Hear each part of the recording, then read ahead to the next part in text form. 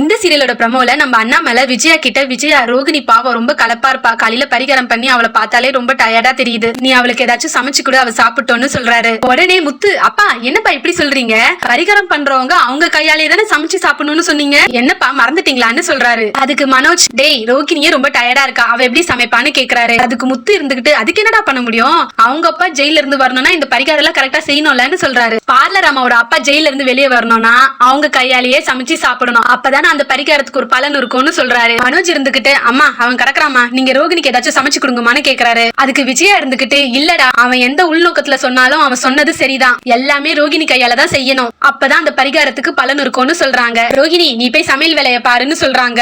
அதுக்கு ரோகிணியும், நானா, விஜயா இருந்துகிட்டு, ஆமா நீ தான் செய்யணும் வான்னு சொல்லிட்டு கிச்சனுக்கு கூட்டிட்டு போறாங்க. முதல்ல இந்த சிங்க்ல இருக்கிற பாத்திரத்தை எல்லாம் கழுவுன்னு சொல்லி ரோகிணி கிட்ட சொல்றாங்க.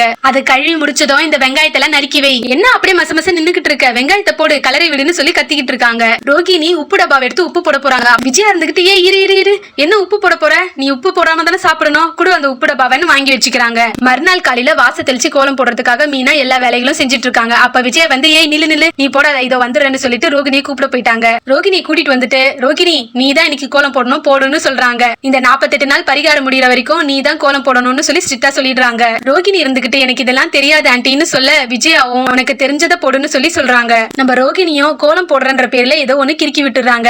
எல்லாரும் டைனிங் டேபிள்ல ஒண்ணா உட்காந்து டிஃபன் சாப்பிட்டுட்டு இருக்காங்க. அப்ப ரோகிணியும் வந்து உட்காந்துக்கிட்டு தட்டுல பூரி எடுத்து வச்சுக்கிறாங்க. அப்ப முத்து வந்து பாத்துட்டு, ஏ இரு இரு, நீ தான் விரதம் இருக்கிறல, அப்புறம் ஏன் பூரி சாப்பிட உட்காந்தேன்னு கேக்குறாரு. உடனே விஜயா, ஆமா இந்த விஷயத்த நானும் மறந்து போய் உட்காந்து சாப்பிடுன்னு சொல்லிட்டேன், ரோகிணி நீ முதல்ல ஏந்திரி, அப்புறம் நீ பரிகாரம் பண்ணதுக்கு பலன் இல்லாம போயிடும், நீ உப்பில்லாத சாப்பாட்டதான் சாப்பிடணும்னு சொல்லி சொல்றாங்க. உடனே முத்து இருந்துகிட்டு மனோஜ் கிட்ட, டேய் உன் பொண்டாட்டி சாப்பிடாம எழுந்துட்டா நீ உட்காந்து சாப்பிட்டுக்கிட்டு இருக்க, புருஷன் பொண்டாட்டினா எல்லாத்துலயும் சரி பாதின்னு உனக்கு தெரியாது, கஷ்டம் வந்தாலும் சந்தோஷம் வந்தாலும் சரிசமமா பிரிச்சுக்கணும்னு பாட்டி சொல்லிருக்காங்கல்ல, பார்லர் அம்மா சாப்பிடாம விரதம் இருக்குது, நீ மட்டும் எப்படி சாப்பிடலாம். மனோஜ் இருந்துகிட்டு, டேய் எனக்கு பசிக்குதுடான்னு சொல்ல, முத்துவும் இருக்கட்டும்டா, பொண்டாட்டிக்காக பசிய கூட தாங்கிக்க மாட்டியா, இவ்வளவு ஏன் அன்னைக்கு அம்மா ரவி வீட்டுக்கு வரலன்னு சாப்பிடாம இருந்தப்போ அப்பாவும் தானே சாப்பிடாம இருந்தாரு, இங்க பாருடா உன் மாமனார் ஜெயில இருந்து வெளியே வரணும்னா நீயும் தான் அதுக்கு விரதம் இருக்கணும்னு சொல்றாரு, அப்பதான்டா பார்லர் அம்மா பரிகாரத்துக்கு பவர் இருக்கும். அதுக்கு விஜயா இருந்துகிட்டு, மனோஜ் தட்ட குடு குடு, உன் மாமனாருக்காக நீயும் விரதம் இருந்தா அந்த பரிகாரத்துக்கு இன்னும் நல்ல பலன் கிடைக்கும்னு சொல்றாங்க. மனோஜ்னா எத்தனை நாளைக்கு ரோகிணியோட பரிகாரத்துக்கு சாப்பிடாம இருந்து தாக்கு பிடிக்க போறாருன்னு பொறுத்திருந்து பார்க்கலாம். இது போன்ற பல சுவாரஸ்யமான நிகழ்ச்சிகளுக்கு நியூ லைன் சினிமா சப்ஸ்கிரைப் பண்ணுங்க. தேங்க்யூ.